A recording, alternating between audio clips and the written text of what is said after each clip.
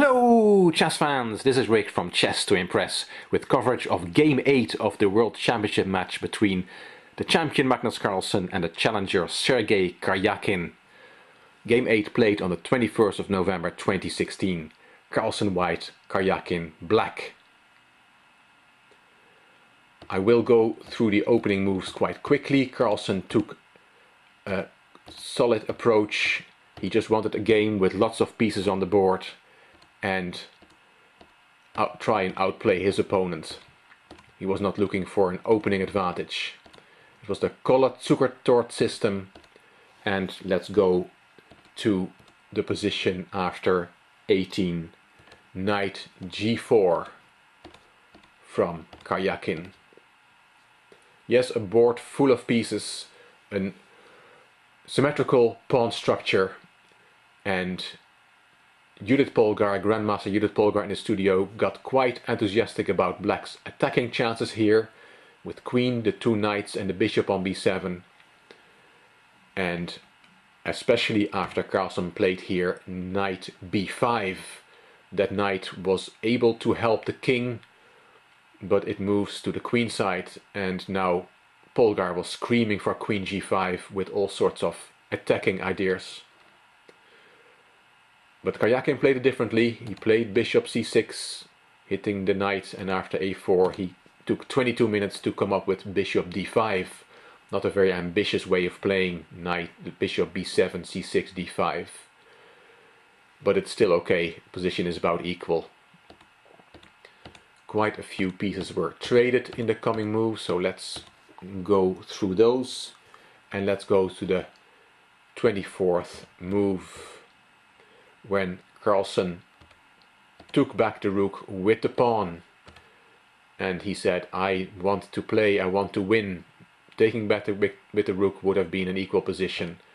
But Carlsen took a risk here, trying to play for a win. Let's continue and go to the 31st move. Here Carlsen could have taken on d7. This is a variation that Karjakin gave after the game. Rook takes d7, knight takes d7, queen takes d7, queen takes a3 check, e3 check, king f1, queen c1 check, king f2, queen takes c4, and bishop f1. And Karjakin said this will most likely end in a draw. Carlsen did not want this. He played h2, h3 to give his king shelter on h2 and continued playing.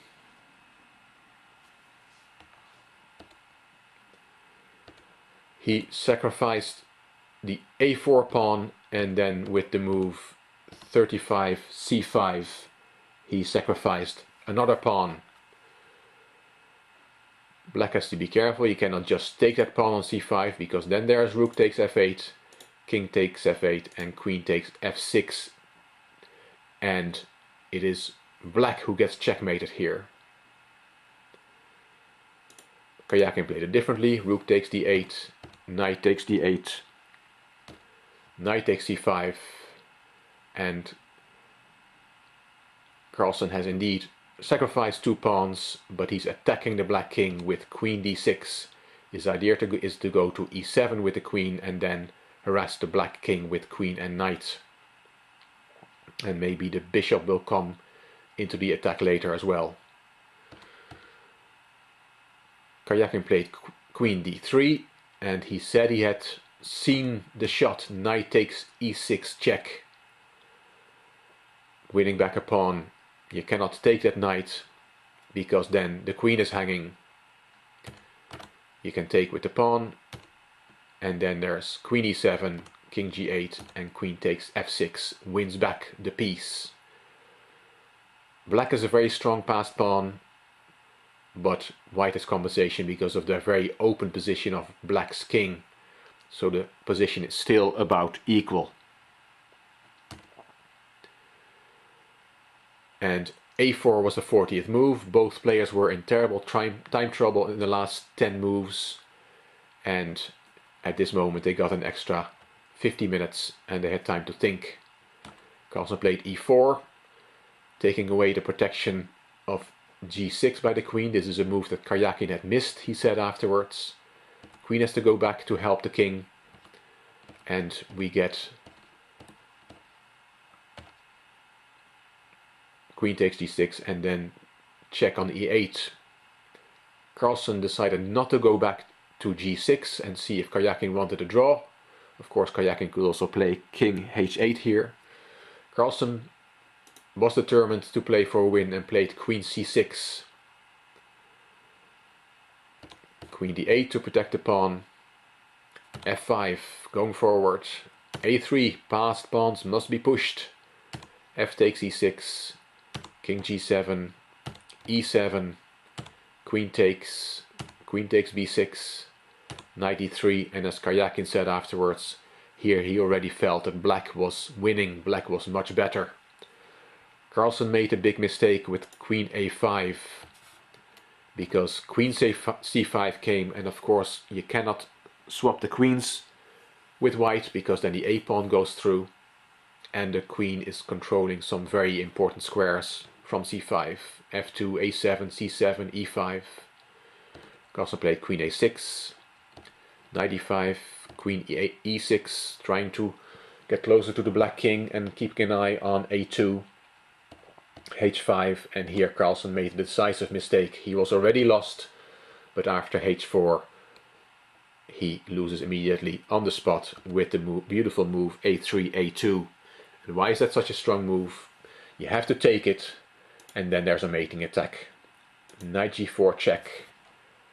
And you cannot go to h1, because then queen c1 check, bishop f1 and checkmate. And if you go to h3, then there's queen g1. You can give one check, but the king goes to g6, and the only check is on b6, but that square is covered by the queen. You can play one more move, because the queen now is protecting the mating square, but after knight f2 you have to give your queen for the knight. So Carlsen resigned in the position after a3, a2. He did not show up at the press conference, and he will get fined for that, but one can understand that he was very upset. He overplayed his hand by sacrificing two pawns and then not trying to take the move repetition. And Karjakin won the endgame quite nicely. Karjakin said after the game in the press conference, "I feel great, the game was very tense. Magnus overestimated his position, he should have made a draw. Magnus sacrificed two pawns, the game was crazy, I was never lost, I think. After the time control, black is better, but Magnus could have defended better. I'm happy to win, but there are still 4 games to be played. In time trouble I had no idea what was going on, but I played logical moves, it was a completely crazy position. I had seen 38 knight takes e6, but I forgot about 41 e4, I thought I was winning. 49 queen a5 was a blunder. After 49 queen c5, white is lost. 52 h4 is a blunder, but white was already lost. Still 4 games to go, anything can happen, it will be a big fight." So there is blood after 7 draws. The first decisive game in round 8, and Karjakin, the challenger, wins with the black pieces. 4 more games to go. It will be exciting, as Karjakin said it will be a big fight. If you enjoyed this overview of Game 8 of the World Championship, if you did, please give it a thumbs up, please subscribe to my channel, and you can leave a comment if you want. This is Rick from Chess to Impress. Thank you for watching.